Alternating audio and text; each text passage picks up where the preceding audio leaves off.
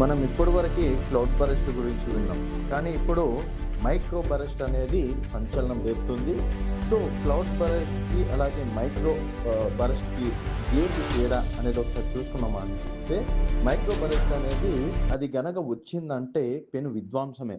Cloud burst వస్తే ఒక నది అంటే ఒక దగ్గర మనం నీళ్ళేసేసి సడెన్‌గా ఇప్పుడు ఒక మగ్గు నుంచి మనం కిందికి ఒకటేసారి నీళ్ళేసినాం అనుకోండి. అది ఎట్లా వస్తదంటే మరీ అంత ఫోర్స్‌గా రాకుండా చినుకుల రూపంలోనో లేకపోతే ఒకసారిగా వస్తుంది. అదంత ఎఫెక్టివ్‌గా ఉండదు. కాకపోతే మైక్రో బరస్ట్ వచ్చిందనుకోండి. ఇటీవల ఉత్తరాఖండ్‌లో క్లౌడ్ బరస్ట్ సృష్టించిన విధ్వంసం చూసాం. కానీ ఇప్పుడు దాన్ని మించిన పెను విధ్వంసం ప్రపంచ దేశాలను ఆందోళనకు గురిచేస్తుంది. అదే మైక్రో బరస్ట్. మేఘాలను తోసుకుంటూ ఓ నది భూమిపై పడిపోతే ఎలా ఉంటుందో అలా ఉంటుంది ఈ వర్ష తీవ్రత. గంటకు 100-150 కిలోమీటర్ల వేగంతో గాలులు వీస్తాయి.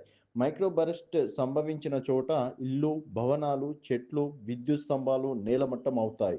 సో మనం పక్కన ఒక వీడియో చూస్తున్నట్టయితే క్లౌడ్ బరస్ట్ అయితే మనం ఒక బకెట్ నుంచి నీళ్ళు పోస్తే కిందికి పోస్తే ఏ విధంగా ఉంటుందో మైక్రో బరస్ట్ ఏందంటే ఒక నది ఏకంగా మేఘాలను చీల్చుకుంటూ కింద పడితే ఏ విధంగా ఉంటుందో ఆ విధంగా ఉంటుంది. అది ఒక్కసారిగా గంటకి దాదాపుగా 100-150 కిలోమీటర్ల వేగంతో గాలులు వీస్తాయని చెప్పేసి కూడా సైంటిస్టులు చెప్తున్నటువంటి మాట.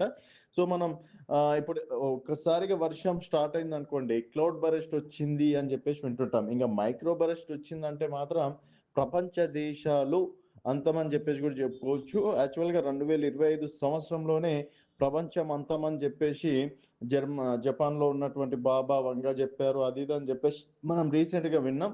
అది వచ్చే అవకాశాలు ఉన్నాయని చెప్పేసి అంటున్నారు.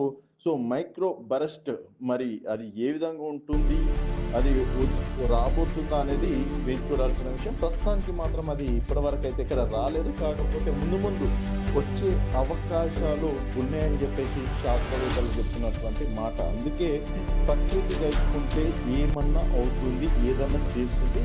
ప్రకృతితో మాత్రం పెట్టుకోవద్దు అని చెప్పేసి కూడా పదే పదే చెప్పే మాట. అందుకే మరి ఇప్పుడు ప్రకృతి మైక్రో బరస్ట్ రూపంలో రానుందా అనేది చూడాల్సిన విషయం.